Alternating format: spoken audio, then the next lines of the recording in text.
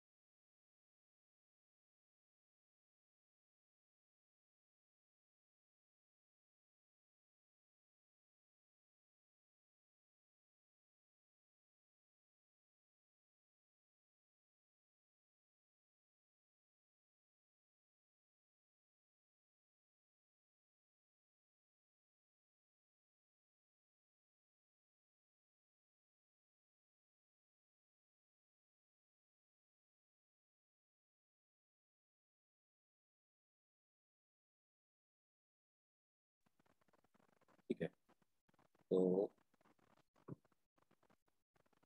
हम लोग first chapter से स्टार्ट करते हैं।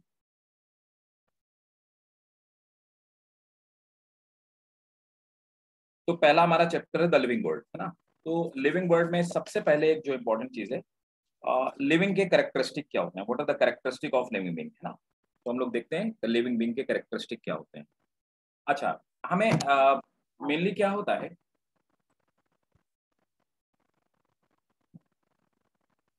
एक मिनट देना, ये कैमरा क्यों बंद हो रहा है।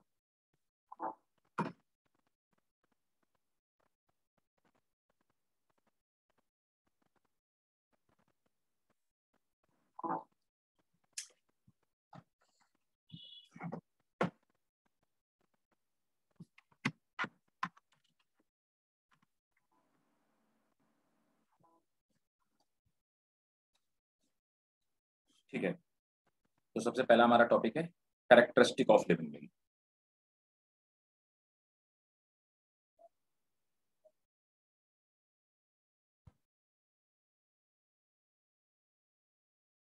कैरेक्टरिस्टिक ऑफ लिविंग बीइंग या लिविंग ऑर्गेनिज्म। तो देखो, यहाँ पे हम उन कैरेक्टरिस्टिक के बारे में बात करेंगे, डिस्कशन करेंगे जिन कैरेक्टरिस्टिक के बेसिस पे हम ये कह सकते हैं कि कोई भी पर्टिकुलर ऑर्गेनिज्म लिविंग है या नॉन लिविंग, राइट। तो हम किस बेसिस पे कह सकते हैं कि कोई भी पर्टिकुलर ऑर्गेनिज्म लिविंग है या नॉन लिविंग। ठीक है, तो वो क्या कैरेक्टरिस्टिक है जिनके बेसिस पे हम कह सकते हैं ऑर्गेनिज्म लिविंग या नॉन लिविंग। तो बहुत सारे ऐसे कैरेक्टरिस्टिक आप देखेंगे जिनके बेसिस पे हम लोग कह सकते हैं। और अच्छा, आप में से जिसको कहीं पे कोई कंफ्यूजन हो या ना समझ में आए कोई पॉइंट, तो फ्रैंकली आप बता सकते हैं कि मुझे पॉइंट नहीं समझ में आया, या आप दोबारा बता दीजिए या आप रिपीट कर दीजिए। तो डोंट हेजिटेट फॉर दैट। तो कैरेक्टरिस्टिक ऑफ लिविंग बीइंग में हमने देखा कि बहुत सारे ऐसे कैरेक्टरिस्टिक है जिनके बेसिस पे आप कह सकते हैं कि कोई भी चीज लिविंग है या नॉन लिविंग। एग्जाम्पल के तौर पे आप ये कह सकते हैं, अगर मैं लेमैन लैंग्वेज में आपसे पूछूं, if you are not a biology student then you can say that those things which do not move or do not react for any change, they are non living। और आप कह सकते हैं ऐसे ऐसे ऐसे कोई भी ऑर्गेनिज्म जो किसी भी पर्टिकुलर एनवायरनमेंट में चेंज को या किसी भी पर्टिकुलर इंसिडेंसेस को देख करके या उसको ऑब्जर्व करके वो रिएक्ट करते हैं, है ना, तो वो लिविंग है। तो आपने बताया कि ऐसा कोई रिएक्शन होता है तो वो लिविंग है, नॉन लिविंग है। और टेक्निकली अगर हम लोग बात करें तो लिविंग के बहुत सारे कैरेक्टरिस्टिक है जिनके बेसिस पे आप डिफाइन कर सकते हैं कि कोई भी चीज लिविंग है या नॉन लिविंग। तो एक एक कैरेक्टरिस्टिक के पहले हम लोग बात करते हैं, है ना।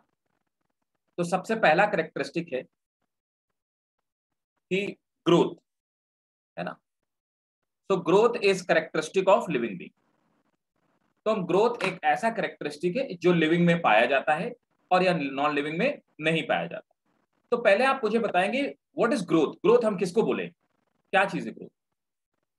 ग्रोथ को डिफाइन कैसे कर सकते हैं, बताओ भाई आफिया, ग्रोथ को कैसे डिफाइन कर सकते हैं? How can we define growth? Growth, can we define growth? Sir, increase in mass, increase in height. Increase in mass, increase in height. Okay, increase in mass and increase in height, that is growth, right? ठीक है, very good. Alin, do you have any idea? Arpit?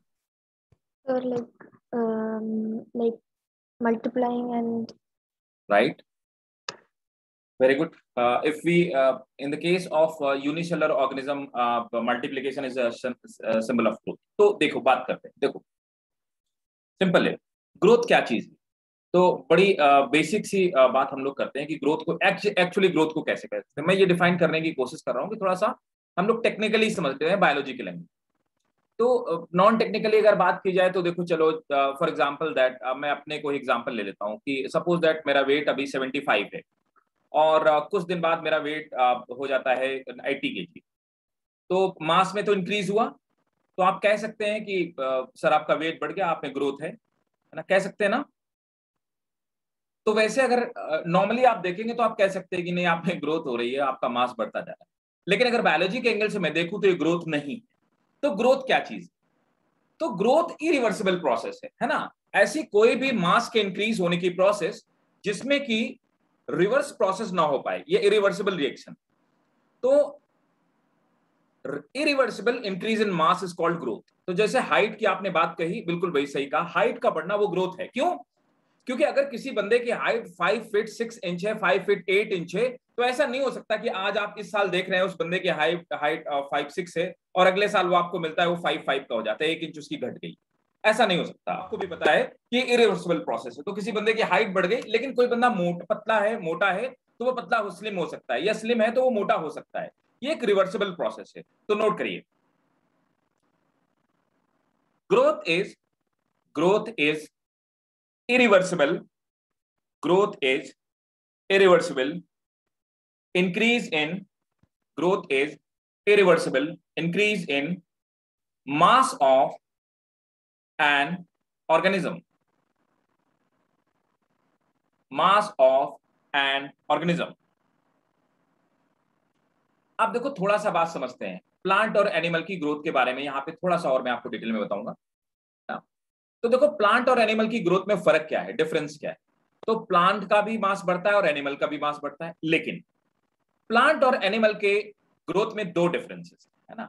तो पहले मैं plant की बात करता हूं। कोई बता सकता है प्लांट और एनिमल की ग्रोथ में क्या डिफरेंस है? Any one of? पहले ऐसे क्वेश्चन नीट में आते थे, अब तो नहीं पूछे जाते इस टाइप के क्वेश्चन। ये मतलब 10-15 साल पहले ऐसे क्वेश्चन आपको मिल जाते 15 year back, but now you won't get that kind of the simple question. देखो सिंपल बात है यार, देखो प्लांट जिस आखिरी दिन तक उसकी डेथ नहीं हो जाती उसमें न्यू लीव्स हमेशा निकलती रहती है टॉप पे, होता है नहीं होता बताओ, है ना। जब तक उसकी डेथ नहीं हो जाएगी उसमें कितना भी पुराना प्लांट हो। आपने देखा होगा कि वो बोध गया में एक ट्री लगा है, वो बनियान का ट्री है, बुद्ध ने जहां पे ज्ञान प्राप्त किया था, है ना। तो उन्होंने एनलाइटमेंट हुआ था जहां पे बुद्ध को। सो वो जो एनलाइटमेंट वाला ट्री है, even I have seen its growing, so addition of new leaves, new pinks are taking place over there. So I have seen that. तो 500 सालाना 500 ईयर पुराना प्लांट है, उसमें अभी भी ग्रोथ हो रही है, उसकी हाइट इंक्रीज हो रही है। तो प्लांट में पहली बात जो ग्रोथ होती है वो अनलिमिटेड। आप नहीं बता सकते किसी प्लांट को कि उसमें ग्रोथ कब तक होगी। तो पहली बात, खास बात क्या कि प्लांट में जो ग्रोथ होती है दैट इज अनलिमिटेड। सेकंड, लेकिन प्लांट में जो ग्रोथ होती है वो पर्टिकुलर पॉइंट पे होती है ना। ऐसा नहीं होता पूरा प्लांट ग्रो नहीं करता है ना। कैसे? जहां पर नई न्यू लीव्स और न्यू शूट और न्यू एपाइसिस निकल रहे होंगे, सिर्फ उन्हीं पॉइंट पे ग्रोथ होती है। मतलब कुल मिलाकर के टेक्निकली मैं बोलूं तो एपेक्स वाला जो पार्ट होता है एपाइसिस में ग्रोथ होती है।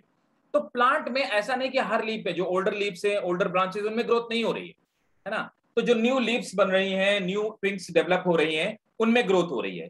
तो इसका मतलब कि कुछ लिमिटेड पॉइंट है जहां पे प्लांट में ग्रोथ होती है, होता है ना। देखो कोई ट्री है, ये कोई ट्री है, ये ट्री की ब्रांच है, आपको भी पता है कि इस ट्री में पर्टिकुलर पॉइंट पे ही ग्रोथ होनी है ना। आपको भी पता है कि अगर मैं इसके ग्रोथ की बात करूं तो ऐसा नहीं ग्रोथ पूरे में हो, यहां पर न्यू सेल्स का एडिशन होगा, तो यहां पर रूट्स वाले पार्ट में ग्रोथ होगा, यहां पर टिप्स में ग्रोथ होगा, यहां पे टिप्स में ग्रोथ होगा। तो प्लांट में पर्टिकुलर पॉइंट पे ग्रोथ होता है। तो हम ये कहते हैं कि प्लांट में ग्रोथ जो है वो अनलिमिटेड होती है, बट इट इज लोकलाइज्ड, मतलब पर्टिकुलर पॉइंट पे हो। अब एनिमल की बात करें, एनिमल में आपको भी पता है कि अभी लाइक मेरे एज पे जो जो मेरी ग्रोथ होनी थी वो हो चुकी, ना तो अब मेरी हाइट बढ़नी है और ना ही मेरे साइज का लाइक इनलार्जमेंट होने वाला। ऐसा नहीं है कि मेरी फिंगर्स बड़ी हो जाएं या ज्यादा मोटी हो जाएं या बोन्स ज्यादा थिक हो जाएं, ऐसा पॉसिबल नहीं है ना। तो वो ग्रोथ पॉसिबल तो एक पर्टिकुलर एज तक ग्रोथ होती है ना। तो पहली बात, किसी भी एनिमल में जो ग्रोथ होती है वो लिमिटेड होती है।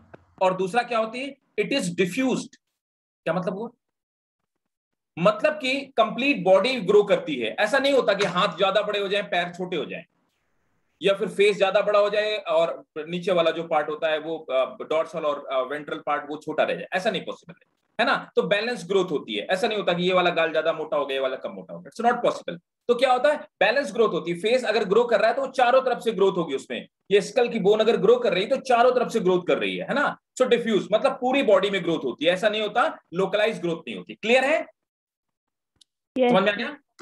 तो ये दो डिफरेंसेस याद रखेंगे, दोनों डिफरेंसेस, राइट, ओके।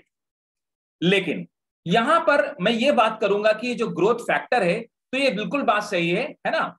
तो अब एक पॉइंट और लिखिए, normally normally livings grow, normally livings grow, but non living do not grow.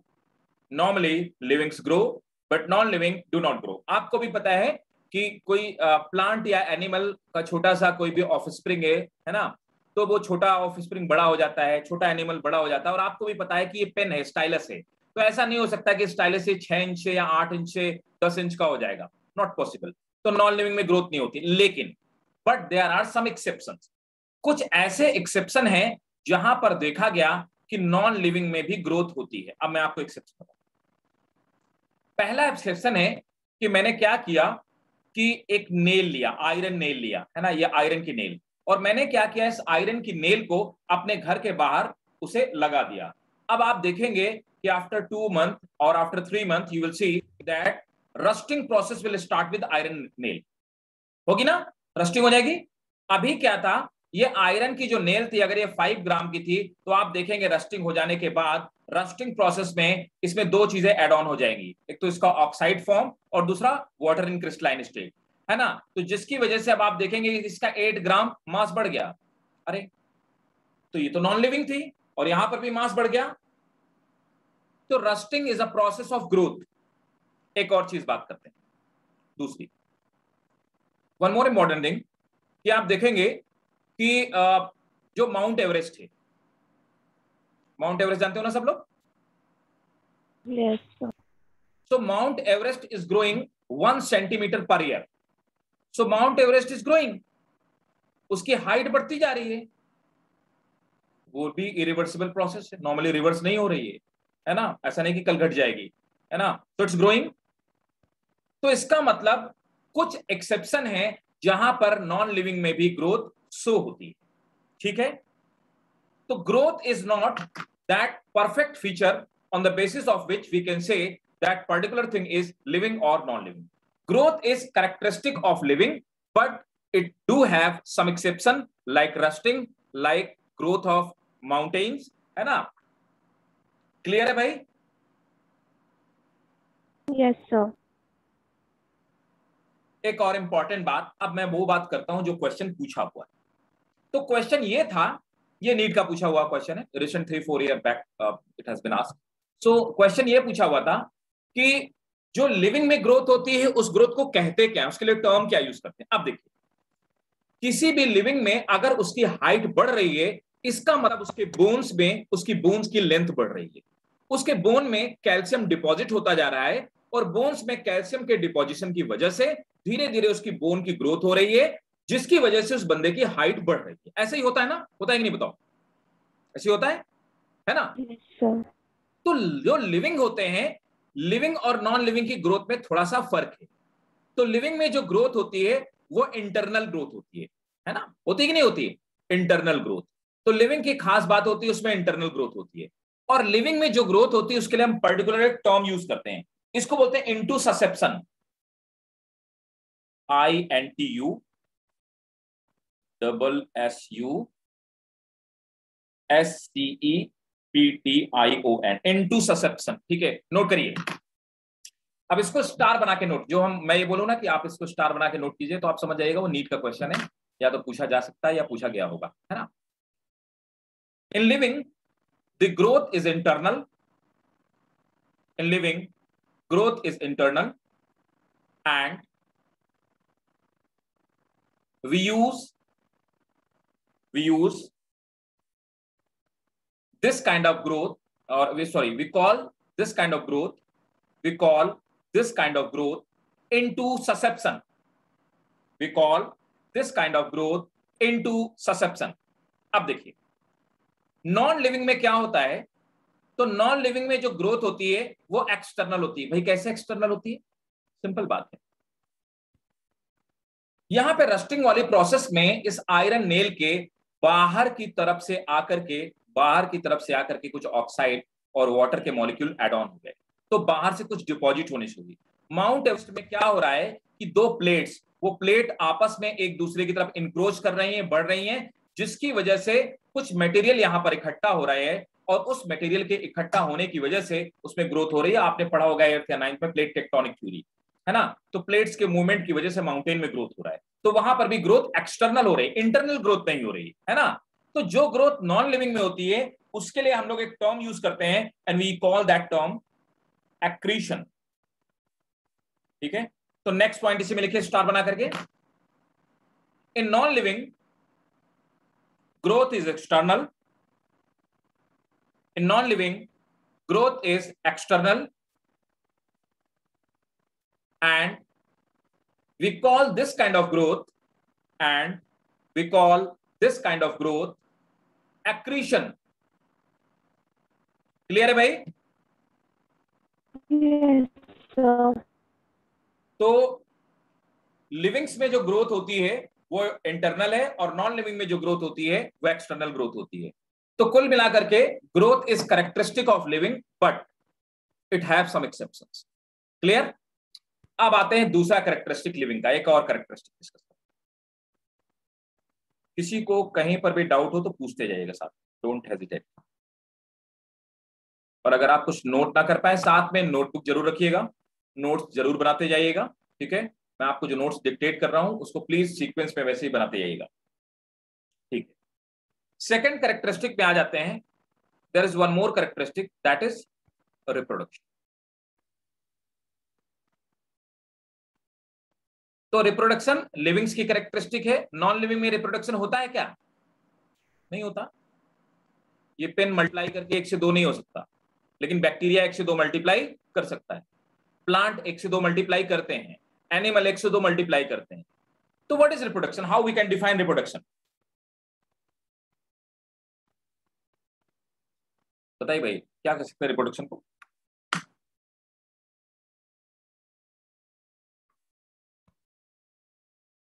Note करेंगे,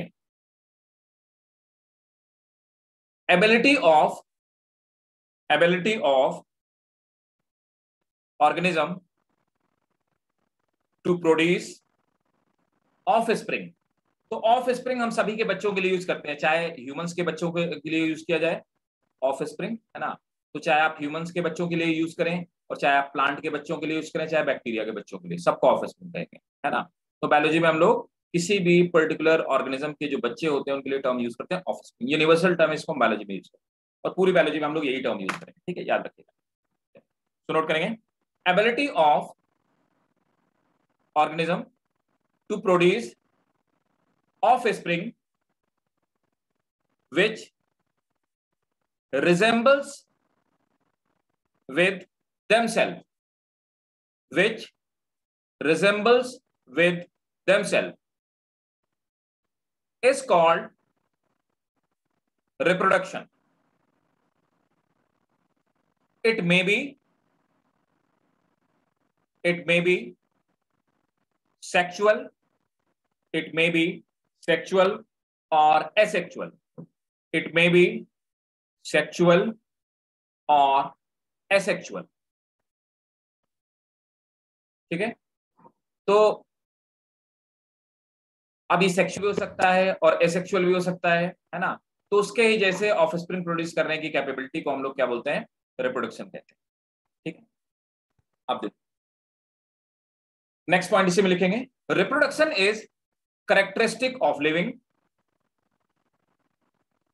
reproduction is characteristic of living and this property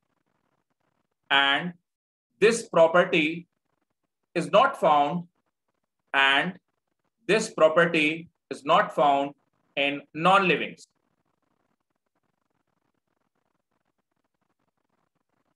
अब देखो यहां पर भी ये बात तो तय है, ऐसा कोई भी नॉन लिविंग नहीं है जो अपने ही जैसे ऑफस्प्रिंग प्रोड्यूस करने की कैपेबिलिटी रखे, लेकिन यहां पर भी कुछ एक्सेप्शन। क्या भाई एक्सेप्शन है? कुछ ऐसे लिविंग हैं जो अपने ऑफस्प्रिंग को प्रोड्यूस करने की कैपेबिलिटी नहीं रखते। ह्यूमंस में ट्रांसजेंडर, तो ट्रांसजेंडर एक्सेप्शन है ना, ट्रांसजेंडर सब लोग समझते हैं ना ट्रांसजेंडर, ठीक है। और म्यूल्स भी जानते हैं ना, दोनों ही लिविंग हैं और दोनों ही क्या होते हैं, they both are living but sterile. ठीक है, बोथ आर लिविंग, ये दोनों ही लिविंग है बट स्टेराइल, तो भाई रिप्रोडक्शन जो है वो कैरेक्टरिस्टिक है लिविंग का, लेकिन रिप्रोडक्शन में भी कुछ एक्सेप्शन है, जैसे ट्रांसजेंडर और mules. Transgender and mules both are living but they are sterile, that is they can not produce offspring, है ना, वो अपने ऑफस्प्रिंग प्रोड्यूस करने की कैपेबिलिटी नहीं रखते हैं। क्लियर है भाई? Yes sir. थर्ड कैरेक्टरिस्टिक पे आ जाते हैं, तीसरा कैरेक्टरिस्टिक। अब तीसरी कैरेक्टरिस्टिक में जब हम लोग बात करते हैं तो एक कैरेक्टरिस्टिक होती है consciousness.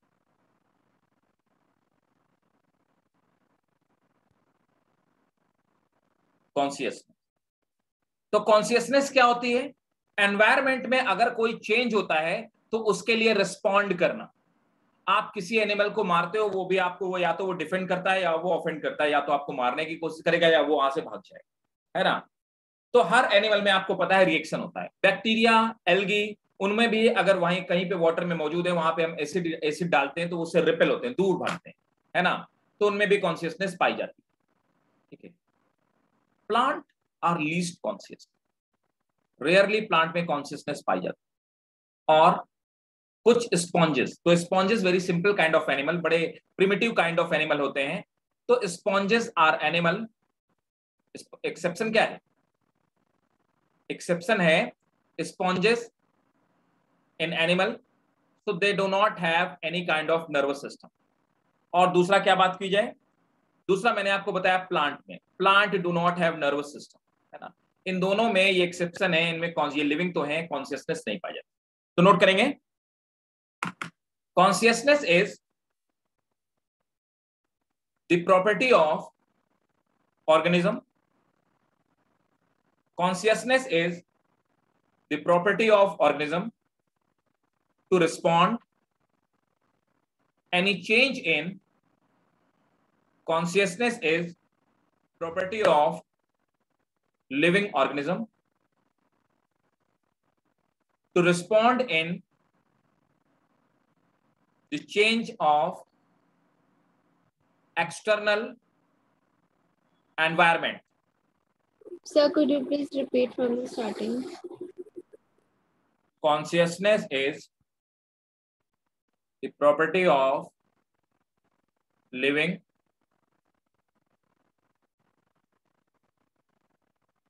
in which they respond to changes in which they respond to changes in external environment. भाई ये भी एक्सेप्शन हो गया है ना। तो मतलब रिप्रोडक्शन में भी एक्सेप्शन है, कॉन्शियसनेस में एक्सेप्शन है, ग्रोथ में भी एक्सेप्शन है। एक और बात आ जाते हैं, एक और प्रॉपर्टी बताता हूं। There is one more property, respiration. तो रेस्पिरेशन मुझे कौन बताने वाला? Who is going to tell me what is respiration? कौन बताएगा भाई? आफिया बताओ भाई रेस्पिरेशन क्या है। अलिन, अर्पिता भी बताओ। There is one more person, Lamia. Lamia, are you getting each and everything? समझ में आ रहा है? Yes sir. Okay great. अच्छा आप लोग नोट कर पा रहे हो ना? नोट डाउन तो कर पा रहे हो? Yes sir. ठीक है। अगर किसी का कहीं पे कुछ छूट जाए ना, इन केस अगर आपको लगे कि मेरा पेज तेज हो रहा है या फिर आप नहीं लिख पा रहे है ना, सो लेट मी नो। सो रेस्पिरेशन कौन बताएगा मुझे? What is respiration? चलो भाई बताओ। Sir, it is the process of intake of oxygen to break down the food and get energy from it. Okay very good, बहुत बढ़िया से। बिल्कुल आपने आखिरी वाली बात बिल्कुल सही बताई। देखो नॉर्मली बच्चे ये समझते हैं कि taking oxygen in and like breathing out carbon dioxide it's a respiration. It's not a respiration, it's a part of respiration, है ना। Breathing is part of respiration. तो हम आप ऑक्सीजन लेते हैं और कार्बन डाइऑक्साइड रिलीज करते हैं, ये तो ब्रीदिंग प्रोसेस है, it's a part of respiration. तो भाई देखो रेस्पिरेशन पहली बात होता क्या है। तो रेस्पिरेशन को पहले मैं यहीं पे आपको क्लियर कर देता हूं। हालांकि आपके प्लांट फिजियोलॉजी में एक डिटेल में और इवन एनिमल फिजियोलॉजी में दोनों में रेस्पिरेशन करके एक चैप्टर है। तो प्लांट वाला जो रेस्पिरेशन वाला पार्ट है बहुत डिटेल में, वहां पे रेस्पिरेशन के मैकेनिज्म को बहुत डिटेल में पढ़ना, ठीक है, वो बाद में हम लोग पढ़ेंगे डिटेल। तब तक के लिए लेमैन की लैंग्वेज में थोड़ा सा बायोलॉजी के टर्म्स में हम लोग समझ लेते हैं व्हाट इज रेस्पिरेशन। तो रेस्पिरेशन में क्या होता है? Intake of oxygen. तो हम आप ऑक्सीजन अंदर ले लेते हैं, है ना। और ऑक्सीजन अंदर लेने के बाद जो फूड होता है, फूड की बर्निंग हो जाती है, ठीक है। फूड की बर्निंग के बाद क्या होता है? कार्बन डाइऑक्साइड रिलीज हो जाती है और उससे एनर्जी भी रिलीज हो जाती है ना। तो कार्बन डाइऑक्साइड और एनर्जी रिलीज होती है। इस प्रोसेस को हम लोग क्या कहते हैं? इस प्रोसेस को हम लोग मतलब रेस्पिरेशन कहते हैं। इस कंप्लीट प्रोसेस को हम रेस्पिरेशन कहते हैं। और फिर वही ये कार्बन डाइऑक्साइड जो रिलीज हुई है उसको हम लोग क्या करते हैं? CO2 को एक्सेल कर देते हैं। So completely. अच्छा ये वाला जो पार्ट है रेस्पिरेशन का, ये वाला जो पार्ट आप देख पा रहे हैं, that is the burning of food. ये बर्निंग ऑफ फूड जो होता है, ये पूरा का पूरा पार्ट जो होता है, ये हमारे सेल के अंदर होता है, सेल, इन सेल। तो इस कंप्लीट प्रोसेस को हम लोग रेस्पिरेशन कहते हैं, ठीक है। तो गैसेस का एक्सचेंज होता है, फूड की बर्निंग होती है और फूड की बर्निंग से एनर्जी मिलती है। ऐसा ही होता है, हम आप खाना खाते हैं, वो हमारे डाइजेस्टिव सिस्टम में जाता है, फिर वो हमारे ब्लड में जाता है डाइजेशन के बाद, और ब्लड हमारी पूरी बॉडी की सेल्स को डिस्ट्रीब्यूट कर देता है। हर सेल के अंदर ब्लड ऑक्सीजन ले जाता है, हर सेल के अंदर ये फूड की बर्निंग होती है और हर सेल के अंदर एनर्जी रिलीज होती है। तो इस तरह से रेस्पिरेशन हमारी बॉडी में एनर्जी प्रोड्यूस करने का काम करता है, या प्रोसेस है हमारी बॉडी में एनर्जी को प्रोड्यूस करना, है ना। तो रेस्पिरेशन वो प्रोसेस है जिसमें हमारी बॉडी में एनर्जी प्रोड्यूस होती है, ठीक है। लेकिन कुछ ऐसे ऑर्गेनिज्म है, तो पहले मैं आपको समझा देता हूं फिर आप नोट करिएगा। कुछ ऐसे ऑर्गेनिज्म है जिनको भाई साहब फूड चाहिए ही नहीं, they are living without food. अब वो कौन लोग हैं भाई? अब वो लोग बताता हूं मैं कौन। एग्जाम्पल के तौर पे एक बैक्टीरिया है, वो सल्फर बैक्टीरिया। सल्फर बैक्टीरिया क्या करता है कि ना ही उसको कोई प्लांट से फूड चाहिए, ना ही ये फोटोसिंथेसिस से फूड बनाता है, फूड जैसी कोई चीज चाहिए नहीं। तो ये क्या करता है? सल्फर के जो मॉलिक्यूल होते हैं उनको ब्रेक करता है ना। और सल्फर के मॉलिक्यूल को ब्रेक करके, है ना, सल्फर को ब्रेक करके अपने अंदर इलेक्ट्रॉन की चेन चलाता है, जिससे ये एनर्जी डेराइव करता है और साथ में सल्फर डाइऑक्साइड ये रिलीज करता है ना। तो सल्फर बैक्टीरिया में रेस्पिरेशन जैसी कोई प्रोसेस नहीं होती, लेकिन ये तो लिविंग है। इसका मतलब कि रेस्पिरेशन भी परफेक्ट डेफिनेशन नहीं है। हम रेस्पिरेशन के बेसिस पे परफेक्टली नहीं कह सकते कि कोई चीज लिविंग है या नॉन लिविंग, ठीक है। रेस्पिरेशन में भी क्या है? एक्सेप्शन है ना। और वो कौन है? Sulphur bacteria. नोट करिए, respiration is the process of burning of food. Respiration is the process of burning of food inside the organism. Full stop. It is the characteristic of living being.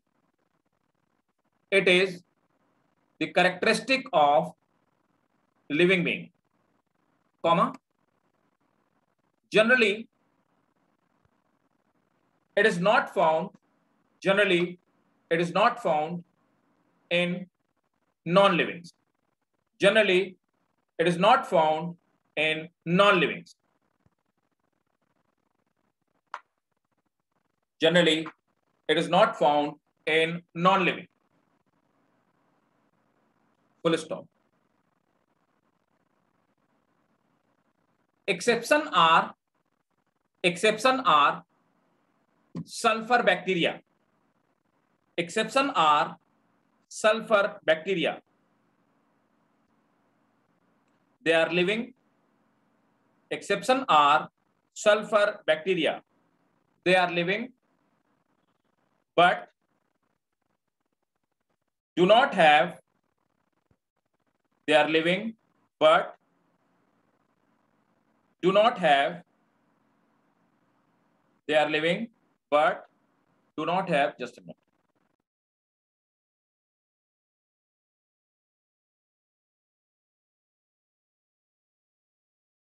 They are living, but do not have process of respiration or food burning. तो भाई बहुत सारे exceptions हो गए, है ना, consciousness हो गया, ठीक है, और एक और आते हैं. अब एक और प्रोसेस पढ़ते हैं. कॉन्शियसनेस मैंने बता दिया, रेस्पिरेशन बता दिया. हाँ, एक और fifth one, that is movement and locomotion. Movement and locomotion. आपको भी पता है कि अगर बारिश होने लगती है तो डॉग्स, कैट, वो सब शेल्टर में चले जाते हैं, बर्ड्स अपने नेस्ट में चली जाती हैं, है ना. इनमें सब में मूवमेंट होता है. फूड की सर्च में, प्रोटेक्शन की सर्च में और अलग अलग सर्च में ऑर्गेनिज्म यहां से वहां मूव करते रहते हैं. तो मूवमेंट एंड लोकोमोशन होता है. लेकिन प्लांट जो होते हैं वो जहां पर होते हैं वहीं पर होते हैं. दे can not move, they can not locomote from one point two another. दूसरा, स्पॉन्जेस. तो स्पॉन्जेस एक तरह के एनिमल होते हैं. आपने देखा होगा डायग्राम में कि स्पॉन्जेस कुछ ऐसे दिखने वाले एनिमल होते हैं. ये किसी रॉक, कोई रॉक वाला एरिया होगा और इसी रॉक से ये एनिमल चिपके हुए होते हैं. ये इस तरह से दिखने वाले एनिमल होते हैं. आप सबने 9th में पढ़ा होगा स्पॉन्जेस को, पोरीफेरा में. तो इस तरह के एनिमल्स होते हैं और ये एनिमल कहीं पर ये चिपके हुए होते हैं. मतलब सेसाइल ऐसे एनिमल्स को कहा जाता है, सेसाइल, जो चिपके रहते हैं किसी रॉक वगैरह में, है ना. तो ये they do not have any movement, इनमें कोई मूवमेंट नहीं पाया जाता, बट दे आर लिविंग. तो नोट करेंगे, movement and locomotion is characteristic of living. Movement and locomotion is characteristic of living, but there are some exceptions, like plant and sponges. Like plant and sponges are living. Like plant and sponges are living, but plant and sponges are living, but they do not locomote, but they do not move. Plant and sponges are living, but they do not move. ठीक है. तो आप देखिए, हमने ये पढ़ा कि ऐसा कोई भी ऐसा कैरेक्टरिस्टिक अभी तक नहीं है जिसके बेसिस पे आप परफेक्टली कह पाओ कि नहीं कोई पर्टिकुलर चीज लिविंग है और नॉन लिविंग है. एक कैरेक्टरिस्टिक, ऐसा कोई कैरेक्टरिस्टिक अभी तक हमको नहीं मिला जिसमें कोई एक्सेप्शन है. Every characteristic have its own exception. Growth, तो ग्रोथ भाई बिल्कुल सही है, लिविंग में ग्रोथ पाई जाती है, तो लिविंग का कैरेक्टरिस्टिक है ग्रोथ. लेकिन इसमें एक्सेप्शन है, जैसे हमने पढ़ा रस्टिंग प्रोसेस और माउंट एवरेस्ट का ग्रो करना. फिर हमने पढ़ा रिप्रोडक्शन. बिल्कुल सही बात है, रिप्रोडक्शन लिविंग का कैरेक्टरिस्टिक है, but it have exception, transgender and mules. फिर हमने पढ़ा कॉन्शियसनेस, बिल्कुल सही बात है, लिविंग कॉन्शियस होते हैं और नॉन लिविंग में कॉन्शियसनेस नहीं पाई जाती है, लेकिन हमने पढ़ा कि वहां पे स्पॉन्जेस और प्लांट जैसे एक्सेप्शन मौजूद होते हैं। ठीक है, आपको एक क्वेश्चन बता दूं, नीट में एक क्वेश्चन पूछा हुआ था कि which of the following animal do not have consciousness और nervous, sorry, which of the following animal do not have nervous system. Sponges are the only animal, सिर्फ अकेले एक अर्थ में ऐसे एनिमल हैं जिनमें किसी भी तरह का नर्वस सिस्टम नहीं पाया जाता, वरना इनके अलावा ऐसा कोई एनिमल नहीं है जिसमें कॉन्शियसनेस या नर्वस सिस्टम ना पाया जाए। स्पॉन्जेस अकेले ऐसे एनिमल हैं जिनमें नर्व सेल्स नहीं पाए जाते। ठीक है, याद रखिएगा, ये नीट में पूछा हुआ क्वेश्चन है, इसी टाइप के क्वेश्चन पूछे जाते हैं। रेस्पिरेशन, बिल्कुल भाई सही बात है भाई कि लिविंग में रेस्पिरेशन होता है, नॉन लिविंग में नहीं होता, लेकिन यहां पर एक एक्सेप्शन है, sulphur bacteria. Movement and locomotion, movement and locomotion living का कैरेक्टरिस्टिक है, बट कुछ स्पॉन्जेस हैं, कुछ एक्सेप्शन है जैसे प्लांट एंड स्पॉन्जेस। तो यहां पर जितने भी हमने कैरेक्टरिस्टिक पढ़े, सभी कैरेक्टरिस्टिक में ऐसा कोई कैरेक्टरिस्टिक नहीं था जिसमें एक्सेप्शन ना हो। एक आखिरी वाला कैरेक्टरिस्टिक पढ़ते हैं, ये अकेला ऐसा लिविंग का कैरेक्टरिस्टिक है जिसमें कोई भी एक्सेप्शन नहीं पाया जाता। देखिए,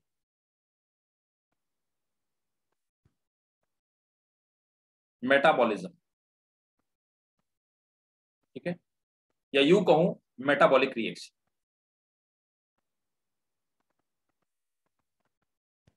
मेटाबॉलिक रिएक्शन सिर्फ और सिर्फ लिविंग में पाई जाती है, ऐसा कोई लिविंग नहीं है जिसमें मेटाबॉलिक रिएक्शंस ना पाई जाएं, और ऐसा कोई नॉन लिविंग नहीं है जिसमें मेटाबॉलिक रिएक्शंस पाई जाएं। This is the only characteristic on the basis of which we can say that particular thing is living और नॉन लिविंग। ये अकेला ऐसा कैरेक्टरिस्टिक है जिसके बेसिस पे आप कह सकते हो कि कोई भी ऑर्गेनिज्म लिविंग या non living. Clear? Yes, sir. तो पहले मुझे आप ये बताओ कि what are the metabolic reactions, metabolic reactions होती क्या है? अभी ये तो किसी ने पूछा ही नहीं में से, आप ही बताओ, आपने नहीं पूछा तो बताना पड़ेगा। बताओ भाई, आफिया क्या होती है metabolic? Aleen, Arpit? The metabolic reactions are the नहीं समझ में आया मुझे, आवाज नहीं आई बेटा क्लियरली। और कौन बताएगा? sum of all the activities taking place in the body. Okay, थोड़ा थोड़ा The सही। sum of all the activities taking place in the body. Food or the synthesis of food takes place. Okay, और कोई भाई? लामिया बताओ भाई। Chemical reactions in the body. आओ, great, very good, काफी हद तक सही बताया। और कोई बताएगा? एनी वन ऑफ यू, कोई अटेम्प्ट मारना चाहेगा? नहीं? ठीक है, चलो चलो, कुल मिलाकर के थोड़ा थोड़ा आइडिया सबने सही दे दिया है ना। मैं बताता हूँ, देखो अभी क्या होता है कि एग्जाम्पल के तौर पे हमारे स्टमक के अंदर है ना, तो अब आप देखिए, तो ये मान लेते हैं हमारा स्टमक हो गया, ऐसा ही होता है हमारा stomach, this is our stomach, ये हमारा स्टमक। हमारे स्टमक के अंदर क्या होता है कि हम लोग फूड खाते हैं, तो आपने कोई भी फूड खाया, ये फूड पार्टिकल है, ठीक है, दिस इज फूड पार्टिकल। तो हमने कोई खाना खाया आपने, ये फूड पार्टिकल है, और इस फूड पार्टिकल के ऊपर क्या होता है, एंजाइम फंक्शन करना स्टार्ट, एंजाइम वर्क करना स्टार्ट, एंजाइम स्टार्ट्स वर्किंग।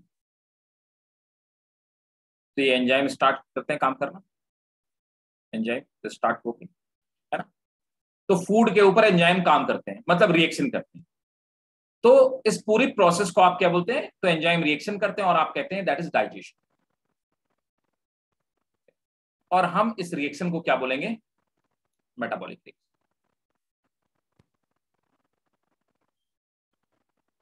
ठीक है, इसको हमने metabolic reaction.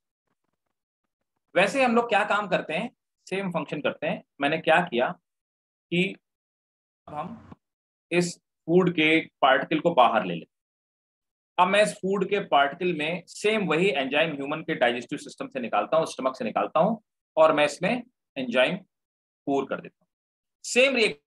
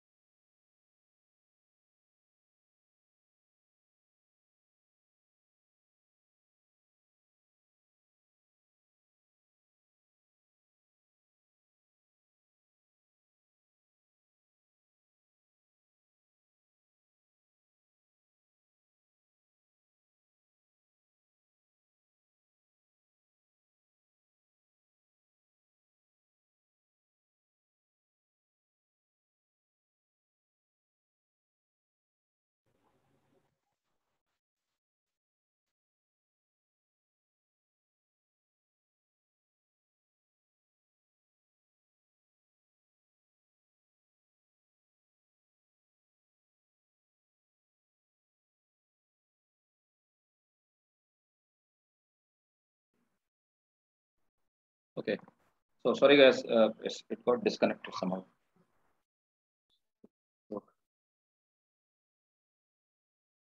Okay. So now tell me, is there any confusion, any doubt? No, sir. Metabolism. Okay. So let me make you clear one more thing. Metabolism. So metabolism, or rather than metabolic reactions, they are of two types. Metabolic reactions. So I told you, when digestion takes place inside our stomach, we call it metabolic reaction. And when it is taking out of our body, we call it just chemical reaction. So what are the metabolic reactions? Please write it down. All sum of chemical reactions, all sum of chemical reactions taking place, all sum of chemical reactions taking place inside our body, or in living environment. All sum of chemical reaction taking place inside our body or in living environment are called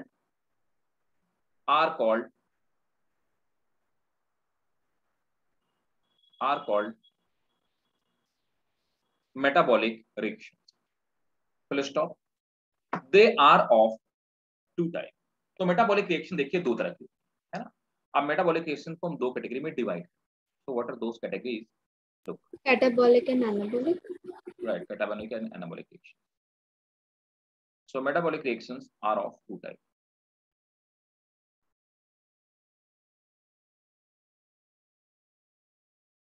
So first catabolic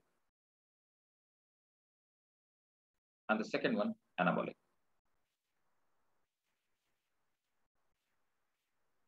The catabolic reactions, they are destructive reactions.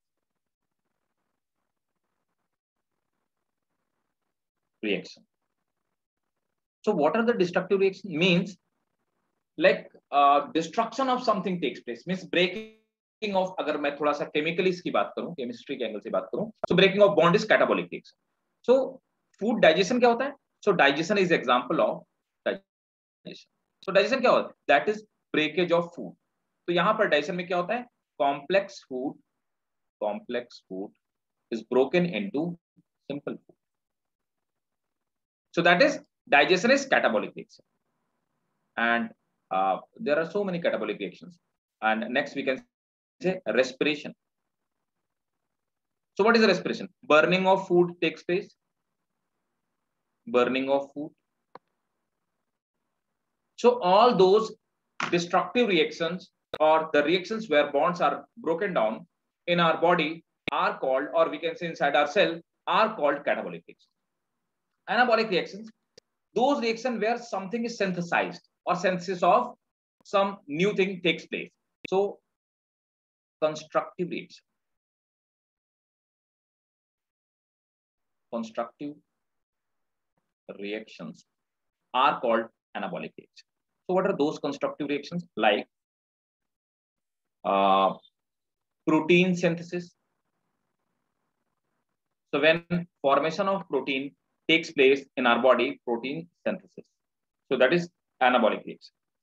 That is formation of protein takes place from amino acid. तो कुछ बन रहा है, कुछ नया बन रहा है, इसीलिए इसको हम क्या बोलते हैं? एनाबॉलिक रिएक्शन बोलते हैं. एक और चीज photosynthesis. So in photosynthesis, formation of food takes place. Photosynthesis, that is anabolic reaction. So catabolic reactions are those reactions where something is going to be destroyed or destruction of something takes place. And anabolic reactions are constructive reactions, means something is going to be constructed over there. So in total, both of the reactions are called metabolic. तो हमारी body में ये reaction separately नहीं होती.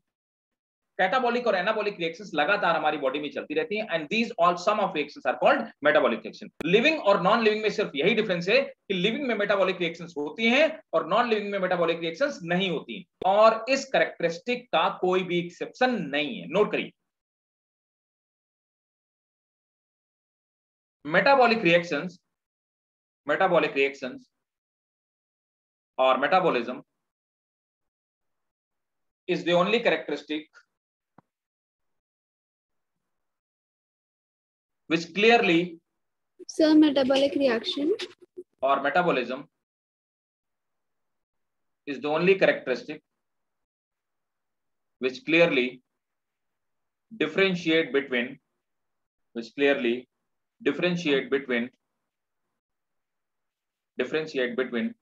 living and non-living. Full stop. This is the only characteristic which do not have, underline करेंगे, this is the only characteristic which do not have any exception.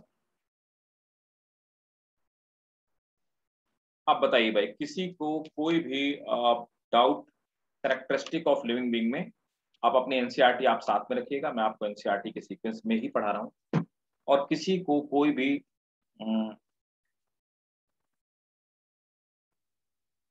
Doubt हो बताइए। No sir. ठीक है, No, sir. Fine, चलो, तो किसी को doubt? लामिया, आप समझ में आया? आप बाद में आए थे। Yes, sir. ठीक है, तो सबको समझ में आ गया, राइट। चलो अब आगे चलते हैं नेक्स्ट टॉपिक पे, है ना। तो नेक्स्ट मैंने आपको बताया, इसके बाद ही दिया हुआ है नेक्स्ट टॉपिक, आपके एनसीईआरटी में भी सेम है, नॉमेनक्लेचर, है ना। तो नॉमेनक्लेचर क्या है? नॉमेनक्लेचर वो प्रोसेस है जिससे हम किसी भी ऑर्गेनिज्म को बायोलॉजिकल नेम देते। ये बायोलॉजिकल नेम देने की क्या जरूरत है भाई? लो, बायोलॉजिकल नेम देने की बहुत जरूरत है। ये इसलिए जरूरत है कि एग्जाम्पल के तौर पे इंडिया में हमारे यहाँ बहुत पॉपुलरली एक प्लांट पाया जाता है, नीम, है ना। पहले अमेरिका ने इसको पेटेंट करा लिया था, हमने बोला है गलत है, ये तो हमारा ट्रेडिशनल प्लांट है और इंडिया में एंशिएंट टाइम से पाया जाता है और इसकी मेडिसिन को हम एंशिएंट टाइम से यूज करते हैं। हमने लिटरेचर तक में दिखाया इसको यूज होता है और हमने उनका पेटेंट कैंसिल करा दिया, ठीक है। और तो नीम इंडिया में ही पाया जाता है। अब नीम को, इट्स ए हिंदी टर्म ना, तो थोड़ा सा हिंदी और संस्कृत टर्म का मिक्सचर है। अब नीम जो है ये एक हमारा एंशिएंट टर्म है और ये इंडियन लैंग्वेज में ही यूज होता है। अब नीम को तो इवन साउथ इंडिया में लोग नहीं पहचान पाएंगे, तमिल लोग भी नहीं पहचान पाएंगे हु डोंट नो हिंदी, और Malayalam will people will won't be understand what about your like what are you talking about. So अगर आप अफ्रीका में जाएं, अमेरिका में जाएं, बहुत सारे कंट्री जहां पे हिंदी लोग नहीं जानते और ये लैंग्वेज पॉपुलर नहीं है, they won't be able to understand them. लेकिन ये यूनिवर्सल प्लांट है। तो साइंटिस्टों ने कहा कि भाई अलग अलग ऐसे अफ्रीका में कुछ प्लांट्स पाए जाते होंगे जो इंडिया में नहीं पाए जाते, अगर वो हमें उस प्लांट का नाम लेंगे, we won't be able to tell them, ठीक है।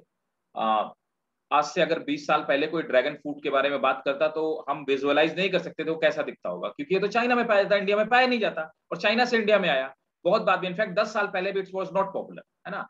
तो अगर कोई ड्रैगन फ्रूट के बारे में बात करता हम बता नहीं सकते थे ऐसी कैसी, ऐसे थाउजेंड ऑफ थिंग्स हैं, राइट। तो बायनोमियल नोमेनक्लेचर इसलिए जरूरी है कि ये कोई पूरे वर्ल्ड में एक यूनिवर्सल नेम होनी चाहिए, उस यूनिवर्सल नेम के बेसिस पे हम बता दें। तो हम कहते हैं नीम को एजा डायरेक्टिया इंडिका, तो हम बोलते हैं इसका बायोलॉजिकल नेम है एजा डायरेक्टिका इंडिका। आप अक्रॉस द वर्ल्ड कहीं पर भी टर्म लिखिए, हर बंदा जान जाएगा आप नीम के बारे में बात। They will search it, they will come to know its structure, its morphology, its anatomy, its medicinal value, every damn kind of, पूरे दुनिया में लोग जान जाएंगे। सो इसलिए क्या हुआ कि बायोलॉजी में बायोलॉजिकल नेम को यूज किया गया, जिसके बेसिस पे अक्रॉस द वर्ल्ड साइंटिस्ट चीजों को समझ सकें, स्टडी कर सकें और उसको सिलेबस में इंक्लूड किया, इनकॉर्पोरेट किया जा सके। तो that was the sole motto behind it, formation of this nomenclature.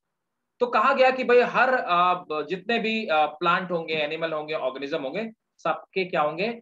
Biological name, सबके बायोलॉजिकल नेम। अब एक बंदा आया, उसने बोला कि मैं आपको बताता हूं कि आपको ये नाम रखने कैसे हैं। कमाल की बात तो ये भी थी, नाम रखने कैसे। हमारे आपके भी दो नाम होते हैं, है ना। मेरे भी दो नाम है, एक मेरा नाम, दूसरा मेरा टाइटल। आप भी दो नाम लिखते हो। अमेरिकन और यूरोपियन थोड़ा सा उल्टा टर्म, वो टाइटल पहले लगाते हैं और नाम बाद में लिखते हैं। तो मेरे नाम में डी पहले आ जाता, जे बाद में आता, है ना। तो हम लोगों के भी दो नाम, है ना। तो एक क्या, एक हमारा ओरिजिनल नाम, दूसरा टाइटल। तो ये क्या हो, बायनोमियल नोमेनक्लेचर, हर बंदे के दो नाम नॉर्मली, है ना। अब अगर इसको रूल बना दिया जाए तो हर बंदे को दो नाम रखने पड़े, है ना। आप देखो होता है जब भी अपन फॉर्म भरते ना, होता ना first name, middle name, last name. तो 3-3 नाम भी होते हैं लोगों के, ट्राइनोमियल, मतलब फर्स्ट नेम, मिडिल नेम और लास्ट नेम ना।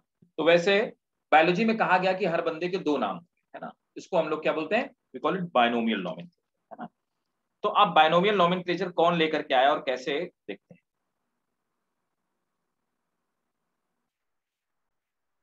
बायनोमियल नॉमेनक्लेचर,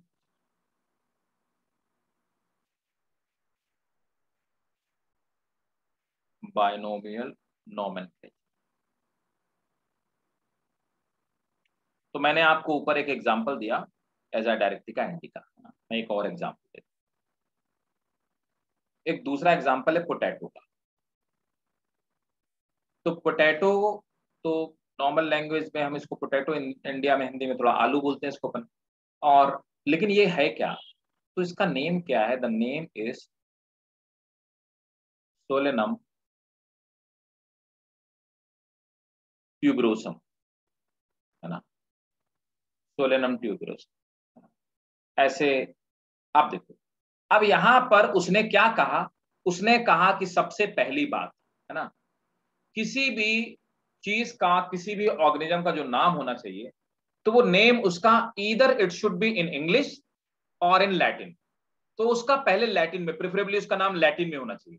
अगर लैटिन में उसका नाम नहीं तो इंग्लिश में होना चाहिए। अब भैया पोटैटो का तो नाम ही नहीं है, पोटैटो इंग्लिश नाम है ना, मतलब आलू का कोई नाम नहीं था, नीम का कोई दूसरा नाम ही नहीं है, नीम ही इंग्लिश नाम है और नीम ही हिंदी नाम है। तो क्या करेंगे, हमने कहा कि अगर ऐसा कोई ऑर्गेनिज्म है जिसका इंग्लिश या लैटिन दोनों लैंग्वेज में से कोई नाम नहीं, तो पहले हम उसका कोई नेमिंग, उसको उसका नाम रखेंगे इसमें, लैटिन में। So first we will latinize that, right. तो पहले इंग्लिश या लैटिन में होना चाहिए। अगर उसका नाम इंग्लिश या लैटिन में नहीं है तो पहले उसको हम क्या करेंगे, लैटिनाइज। जैसे मान लो जो आपका नाम है ना, तो अब आपका नाम किसी और लैंग्वेज में, एग्जाम्पल के तौर पे अगर मैं बात करूं आफिया, है ना, तो Afiya it may be Arabic और इट मे बी उर्दू, किसी दूसरे, है ना, किसी लैंग्वेज में होगा आपका नाम, ठीक है। अब आपका नाम लैटिन में नहीं है, अब आफिया चाहती कि मैं अपना बायोलॉजिकल नेम लिख लूं, है ना, तो पहले इसे अपना नाम कन्वर्ट करना पड़ेगा किसमें, पहले इनको कन्वर्ट करना पड़ेगा लैटिन में, फिर ये अपना नाम रख सकते।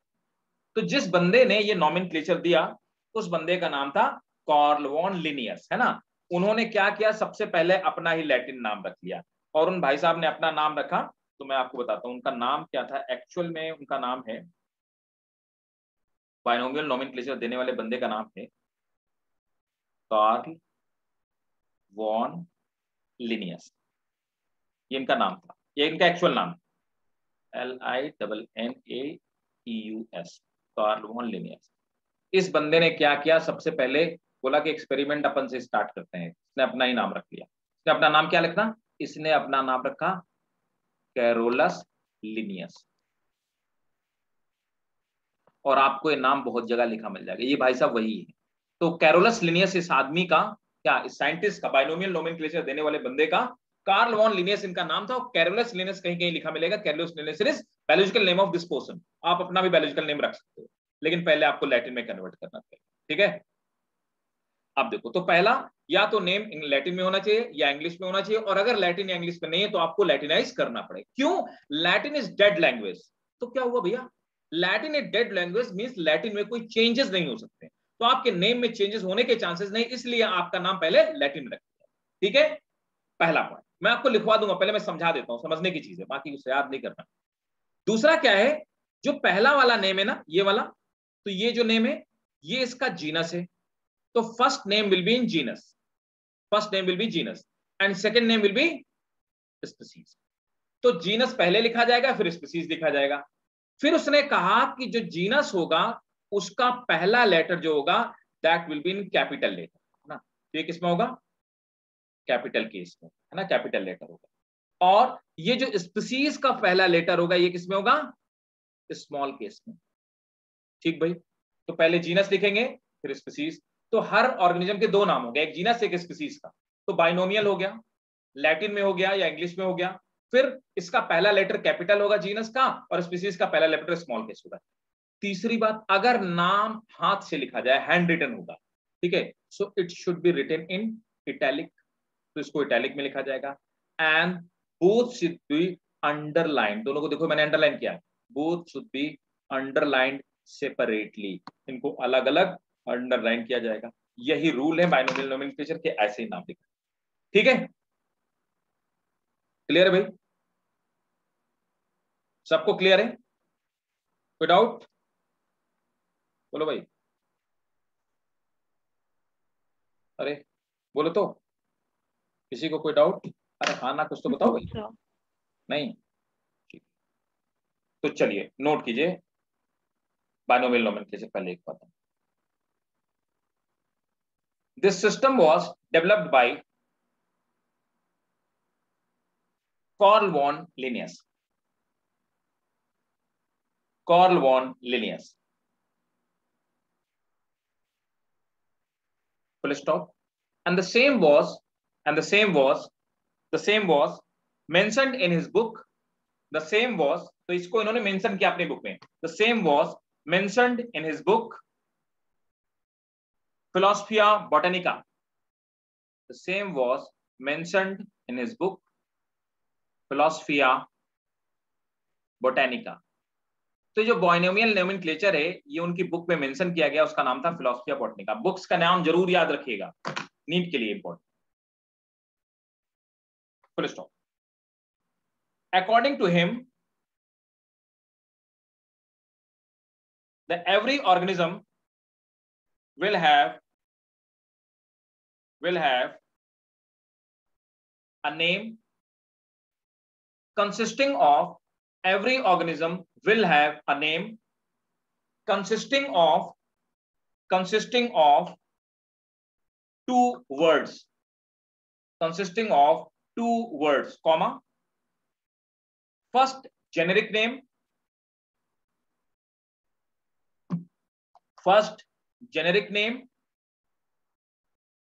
and second specific name.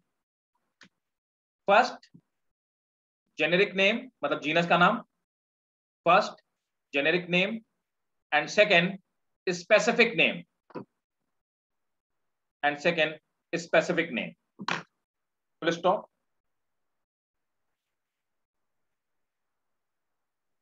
Next point, the name should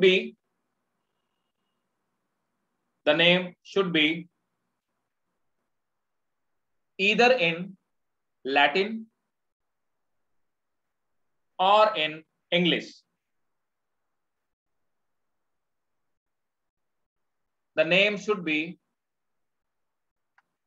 either in English or in Latin. Full stop. The new names should be Latinized first. If the new name should be Latinized first, if it is not in Latin.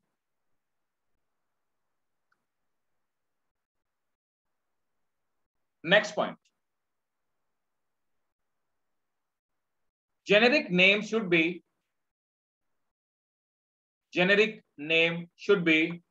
written first and the first letter will be in capital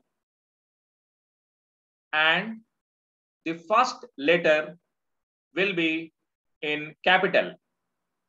Full stop.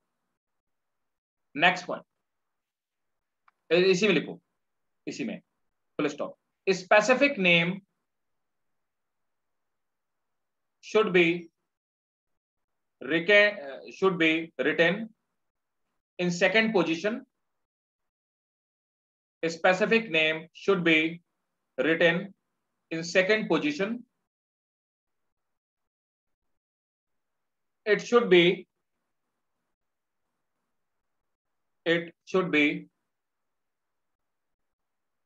in a small case. Full stop. Next point, both of the name should be written in italic letter. both of the name should be written in italic letter and underlined separately.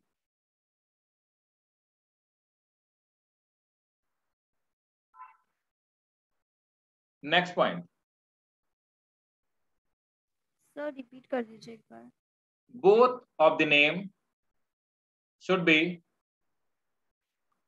written in italic. Both of the name should be written in italic and underlined separately.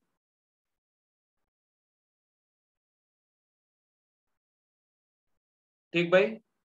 अब देखो एक आखिरी चीज, अगर कोई भी बंदा discoverer है और वो अपना नाम लिखना चाहे तो मैं आपको बता रहा हूँ, वो फुल स्टॉप यहाँ पे एक डॉट लगा करके और अपना नाम कुछ भी लिख सकता है. जो भी ऑथर, वो ऑथर का नेम बोलते हैं, इन साइंटिस्ट का नेम भी आखिरी में लिखा जा सकता है, ऐसा पॉसिबल है. ठीक है. और एक चीज एडिशनली और बताना चाहूंगा. अच्छा, ये समझ में आ गया? बायनोमियल नोमेनक्लेचर सबको समझ में आ गया?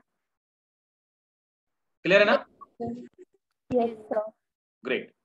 अब देखिए इसमें एक चीज और बता दूं कि पूरे वर्ल्ड में बायनोमियल नोमेनक्लेचर या बायोलॉजिकल नेम्स को अप्रूव करने की देयर आर 5 कोड, है ना. सो कुल मिलाकर के there are 5 decision making bodies जो ये बताएंगे कि किसी भी ऑर्गेनिज्म का बायनोमियल नोमेनक्लेचर क्या होना चाहिए और ये सही है या नहीं है. उनके अप्रूवल के बाद ही माना जाए कि नहीं भाई इसका यही बायोलॉजिकल नेम होगा, है ना. सो नोट करेंगे, there are 5 code of nomenclature, means 5 bodies for nomenclature. There are 5 code or bodies for nomenclature. So पहला आता है ICZN, that is International Code for, मैं लिख देता हूं, International Code for Zoological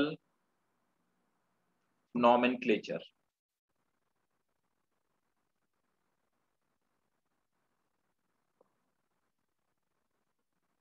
फिर आता है ICBN,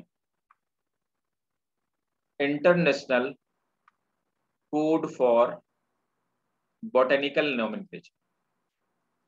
ये प्लांट का नाम रखने के लिए. ऊपर वाला है एनिमल्स का नोमेनक्लेचर करने के लिए, ये प्लांट के नोमेनक्लेचर करने के लिए. फिर नेक्स्ट आते हैं ICBACN, ICBACN, international code for bacterial nomenclature, है ना. तो बैक्टीरिया का अगर नोमेनक्लेचर करना है, ठीक है. एक और है ICVN, ICVN, international code for viral nomenclature, है ना. तो अगर वायरस का आप नाम रखना चाहते हैं, इंटरनेशनल वायरल नोमेनक्लेचर. एक और है ICNCP,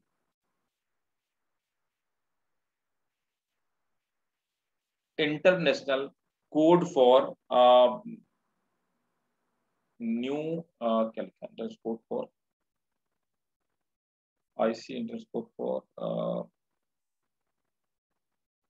cultivated plant, IC international code of international code of nomenclature for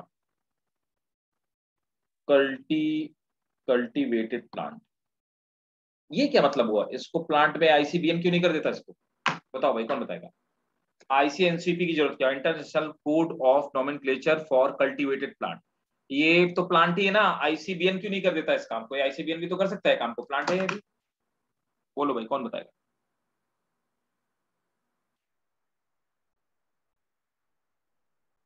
बता सकते हो?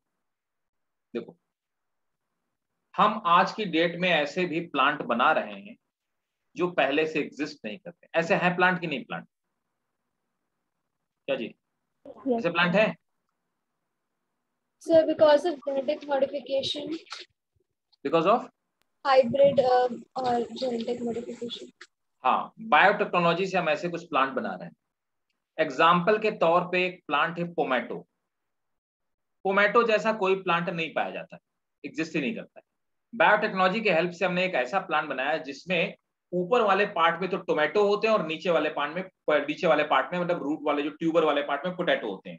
तो नीचे पोटैटो ऊपर टोमेटो, एक ही प्लांट में हमको दो दो दो वेजिटेबल मिल रही है ना। ऐसे एक रेफिनो ब्रेसिका है, नीचे मूली होती है, ऊपर उसमें मस्टर्ड होती है ना, रेडिश और मस्टर्ड। तो इस तरह के प्लांट पहले से एग्जिस्ट नहीं करते, बायोटेक्नोलॉजी से हमने बना लिया कल्टीवेशन के लिए। तो इनका नोमेनक्लेचर करने के लिए ये नेचुरल नेम, इनके लिए एक स्पेशल हमने बॉडी बनाई, इनको हम कल्टीवेटेड प्लांट बोला हमने, और इनके लिए हमने एक अलग से बॉडी बना दी, तो हम लोग बोलते हैं ICN। क्लियर है भाई?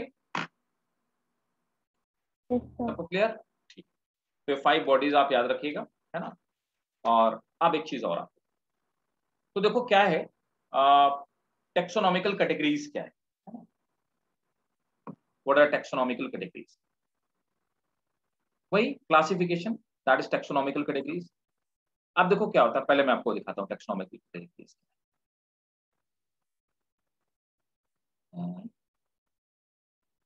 क्लासिफिकेशन,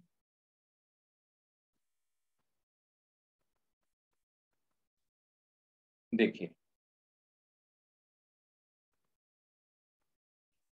अभी क्या है टेक्सोनॉमिकल कैटेगरीज क्या है, समझिए बात।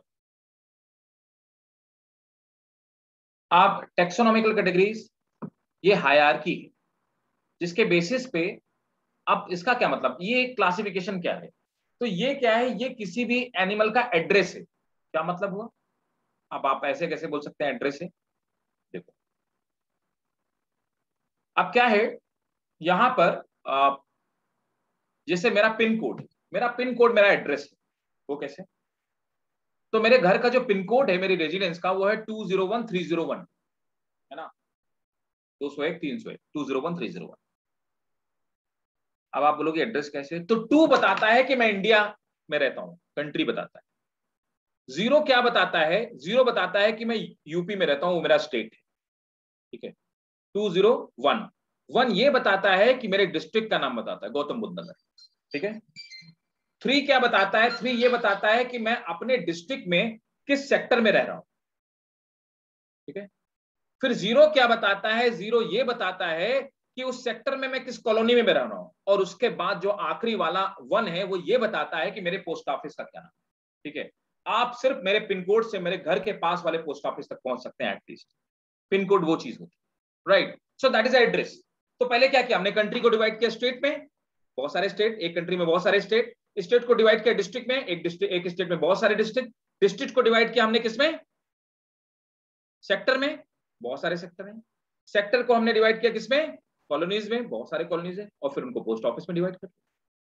सो इसी तरह से हमने क्या किया कि एक पहले किसी भी को ऑर्गेनिज्म का हमने डोमेन बनाया, है ना, उसमें फिर पहले किंगडम आता है, तो एक किंगडम को हमने बहुत सारे फाइलम में डिवाइड किया, फाइलम को बहुत सारे क्लास में डिवाइड किया, क्लास को बहुत सारे ऑर्डर में डिवाइड किया, ऑर्डर को बहुत सारे फैमिली में डिवाइड किया, फैमिली को बहुत सारे जीनस में डिवाइड किया, और जीनस को बहुत सारे स्पीसीज में डिवाइड किया। और इस तरह से इस हायरार्की के बेसिस पे हमने क्लासिफिकेशन किया।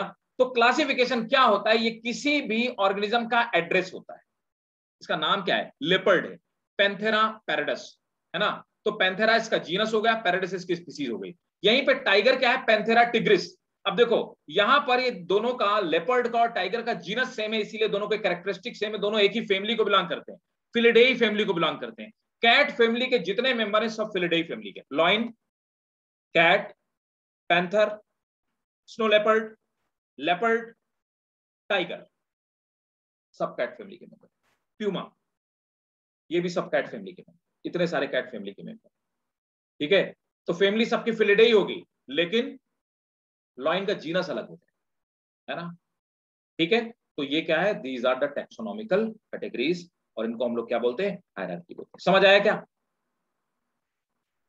सीक्वेंस याद रखिएगा।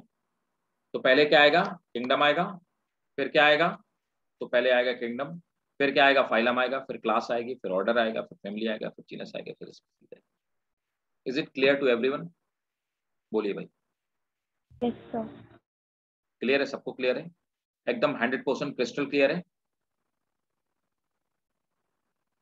Yes. Yes. ओके। और क्लासिफिकेशन को हम लोग सिस्टमेटिक्स कहते हैं ना, इसके लिए टर्म यूज करते हैं सिस्टमेटिक। अब आप देखेंगे कि हर्बेरियम क्या होता है, हर्बेरियम आप इसका स्क्रीनशॉट ले सकते हैं। सीक्वेंस याद करने के लिए।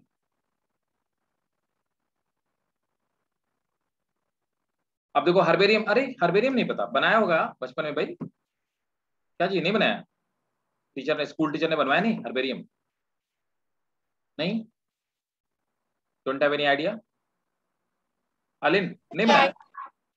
सर ड्राइड लीव्स को सुखा के। राइट, हाँ बिल्कुल बिल्कुल। हर्बेरियम में टीचर लोग क्या बोलते हैं, एक हर्बेरियम हम लोग, हर्बेरियम टीचर लोग बोलते हैं हर्बेरियम बना कर लो। अपन क्या करते हैं कि हम गए बुक शॉप पे और हमने बुक शॉप पे बोला कि भाई हर्बेरियम वाले पेजेस चाहिए, उसने फाइल में लगाने वाले हर्बेरियम वाले पेजेस दे दिए।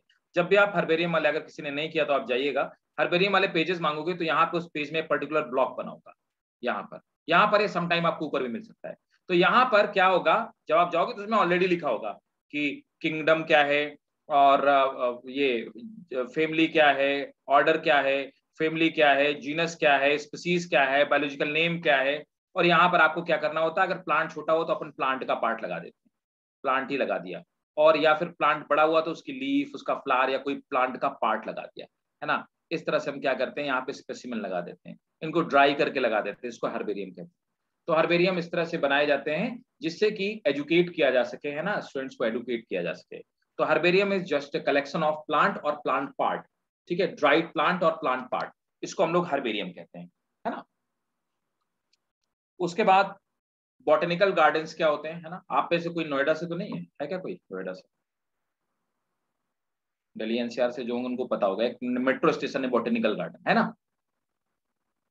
तो बॉटेनिकल गार्डन जब आप मेट्रो स्टेशन जाओगे, है ना, तो आप मेट्रो स्टेशन के ऊपर से देखोगे, आपको नीचे ही दिखाई देगा कि नीचे एक बड़ा सा गार्डन बना हुआ है। आप में से जो लोग बॉटेनिकल गार्डन गए हैं तो आपने देखा होगा, जब भी आप वो जामिया हमदर्द वाली मेट्रो में बैठते हैं तो आप देखते हैं नीचे बड़ा सा गार्डन, वो बॉटेनिकल गार्डन। क्या पर्पज है? तो हमने एक गार्डन बनाया हुआ, वहां पे डिफरेंट डिफरेंट कंट्री के पार्ट से ऐसे प्लांट को लेकर के आते हैं जिनकी मेडिसिनल वैल्यू, जिनके इंपॉर्टेंस लोगों को नहीं पता। उन प्लांट को वहां पर प्रिजर्व करते हैं, लगाते हैं, और उसमें एंट्री के लिए आपको टिकट देनी होगी।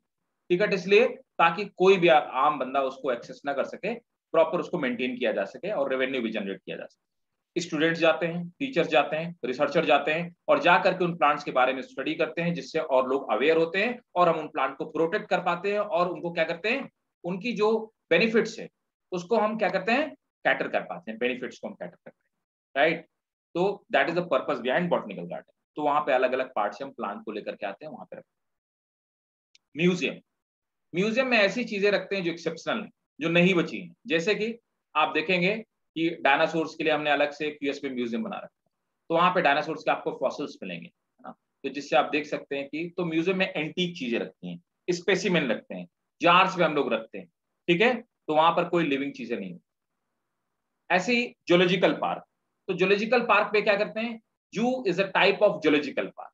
तो वहां पर हम क्या करते हैं, जू में, जोलॉजिकल पार्क, जू अपने आप में एक जोलॉजिकल पार्क है, तो वहां पर डिफरेंट डिफरेंट एनिमल्स को लेकर के आते हैं, जिससे कि जो बच्चे हैं, जो स्टूडेंट्स हैं, जो रिसर्चर हैं, जो साइंटिस्ट हैं, वो उनके बारे में अवेयर हो चुके हैं, उनके बारे में स्टडी करें। आप जब भी जू में गए होंगे तो बाहर उस पर्टिकुलर एनिमल का नाम लिखा रहता है, उसके नीचे आप देखेंगे बायोलॉजिकल नेम भी उसका लिखा रहता है, फिर वो कहाँ पाया जाता है, उसकी क्या कैरेक्टरिस्टिक है, काफी सारा एक डिटेल में लिखा होता है, शायद आपने नहीं ध्यान दिया होगा बट वहां पे लिखा हुआ होता है। तो उसका पर्पज होता है लोगों को अवेयर कराना, एडुकेट करना। तो ये जूलॉजिकल पार्क का, ठीक है, होते हैं, इनका ये पर्पज होता है। वन लास्ट थिंग, इसमें एक और आखिरी चीज है इस चैप्टर में, फर्स्ट चैप्टर में, दैट इज की, राइट। तो की हम लोग नेक्स्ट क्लास में डिस्कस करते हैं। Now this is time to leave, है ना। मेरे हिसाब से कुछ आपका नेक्स्ट बैच भी होगा, तो जाने से पहले आप सब लोग मुझे ये बताएं कि किसी को किसी पॉइंट में कहीं पे कोई प्रॉब्लम? All clear? ठीक है, ग्रेट। अच्छा, आप लिख पा रहे हैं, जॉट डाउन कर पा रहे हैं नोट्स? मेरी स्पीड तो तेज नहीं ना? लिख पा रहे हैं ना? ओके फाइन, ठीक है। तो ठीक है, आप इस फर्स्ट चैप्टर को एक बार फिर से पढ़िएगा। So this was all about the first chapter. मैं की आपको नेक्स्ट क्लास में बताऊंगा, आप मुझे याद दिलाएंगे कि की बताना है, ठीक है ना। तो की मैं आपको डिटेल में समझा दूंगा, की इज इंपॉर्टेंट, ठीक है। तो यहाँ पे तीसरी इंपॉर्टेंट चीज की भी थी। तो नेक्स्ट क्लास में मिलते हैं, और आप इस चैप्टर को पढ़िएगा। इन केस अगर आपके कुछ डाउट है, कोई प्रॉब्लम है, तो नेक्स्ट क्लास में उसको सॉल्व करेंगे, ठीक है। और उसके आगे फिर next chapter classification system start करेंगे और इसी के साथ में कंटिन्यू करेंगे, ठीक है। ओके सर, तब तक के लिए बाय बाय, टेक केयर।